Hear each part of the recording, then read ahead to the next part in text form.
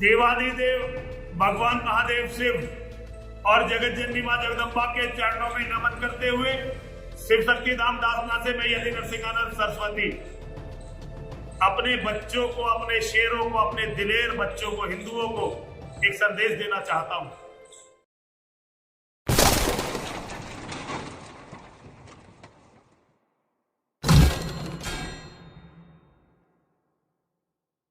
मेरे शेरों, मेरे बच्चों, जिहादियों को कभी भी अंडर एस्टिमेट मत करना, कभी भी जिहादियों को कमजोर मत समझना।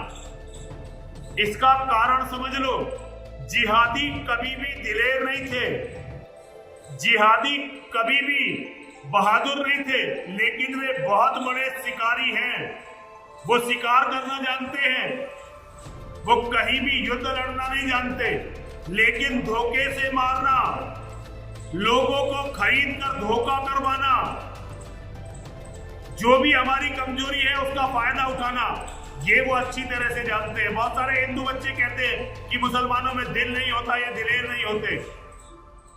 वो दिलेर हो या ना हो, पिछले 1400 साल से वो तुम्हारी और हमारी बहन बेटियों की मंडी लगा रहे हैं।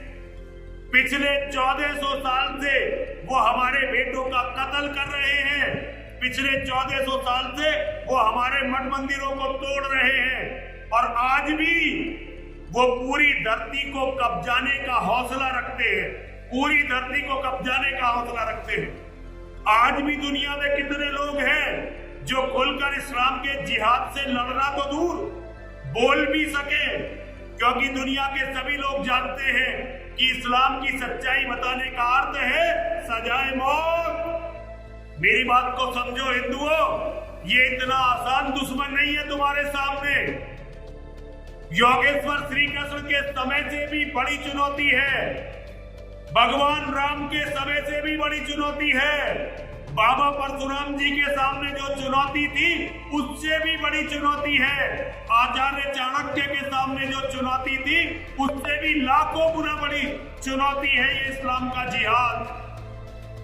क्योंकि जिहादियों की ताकत उनकी एकता में है, जिहादियों की ताकत उनके उस सपने में है कि उनके सपनों में भी हमारी बहन बेटियां आती हैं, और वो हमारी बहन बेटियों से अपने सपनों में भी बलात्कार करते हैं।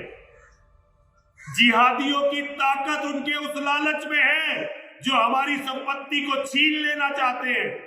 जिहादियों की ताकत उनकी उस क्रूरता में है जो हमारे हर बेटे का कत्ल करना चाहते हैं। जिहादियों की ताकत को समझो और अपनी कमजोरी को समझो। दुनिया में केवल वही योद्धा हो सकता है जो दुश्मन के बारे में भी उतना ही जानता हो जितना अपने बारे में जानता है। जो लोग ना अपने बारे में जानते हैं ना दुश्मन के बारे में जानते हैं, वो कुछ भी हो सकते हैं, लेकिन वो योद्धा नहीं हो सकते। आज की स्थिति, आज तारीख है 12 जून 2021। आज की स्थिति ये है कि ऐसा लगता है कि इस्लाम का जिहाद बचे कुचे भारत को भी छीन लेगा हमसे, और हमारे पास इस्लाम के जिहाद से बचने की और जिहाद को खत्म करने की कोई योजना नहीं है। हमारे नेता, हमारे धर्माचार्य, हमारे बुद्धिजीवी बड़े ही दयनीय तरीके से समर्पण कर चुके हैं, लगभग हार मान चुके हैं, और उनके अनुयायी हर उस व्यक्ति को जो जीवित है उसे हारने पर मजबूर कर रहे हैं। मेरा आप सभी से अनुरोध है, अब लड़ाई केवल और केवल आपको लड़नी है, अपने बूते पर आम हिंदू को लड़नी है। आज आम हिंदू की जिम्मेदारी है कि उसे अपने परिवार को भी बचाना है, उसे अपनी बेटियों को भी बचाना है, और उसे अपने धर्म को भी बचाना है, अपने अस्तित्व को भी बचाना है। आज के इस युद्ध के महानायक अर्जुन भी तुम ही हो मेरे बच्चों, और आज कृष्ण भी तुम ही हो। तुम्हारा बाण दिखाने के लिए आज कोई नहीं है, लेकिन मैं ये जानता हूं कि तुम सनातन के शेर हो। जिस दिन तुम जाग जाओगे तुम फिर दुनिया को जीत लोगे।